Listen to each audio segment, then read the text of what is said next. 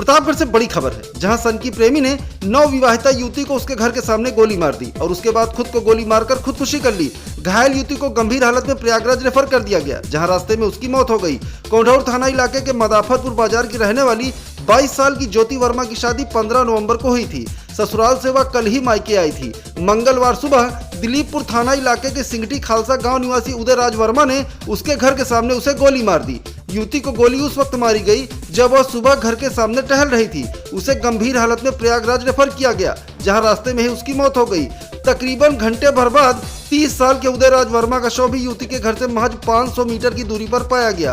उसको गोली लगी थी और उसका शव खून से लथपथ था। घटना की सूचना पर एसपी डॉक्टर अनिल कुमार भारी पुलिस बल के साथ मौके पर पहुंच गए। इलाके में इस बात को लेकर चर्चा है कि लंबे वक्त से मृतक युवती और युवक के बीच प्रेम प्रसंग चल रहा था। मृतक युवक युवती की शादी से नाराज था। इस घटना से इलाके में हड़कंप मचा है।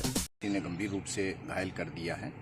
अभी तक की जानकारी के अनुसार संभवतः उसको गोली मारी गई है और पुलिस तुरंत मौके पर पहुंची और मौके पर पहुंचने पे आसपास जब छानबीन की गई तो उसी में ये जानकारी आई कि यहाँ से लगभग 100-150 मीटर के आसपास एक युवक जिसका नाम उदयराज वर्मा है, उसकी डेड बॉडी भी बरामद हुई और डेड बॉडी के पास में उसका मोबाइल और एक तमंचा 15 बोर का, और ये देखने में आया कि उसने गोली मार के अभी तक ये प्रतीत हो रहा है कि संभवतः आत्महत्या किया है।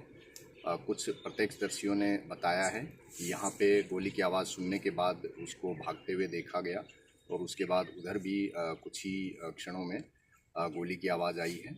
जो आरोपी संभवतः जो आरोपी लग रहा है वो मृतका के ननिहाल का बताया जा रहा है और अभी तक की जानकारी के अनुसार दोनों में लंबे समय से दोनों आपस में संपर्क में थे।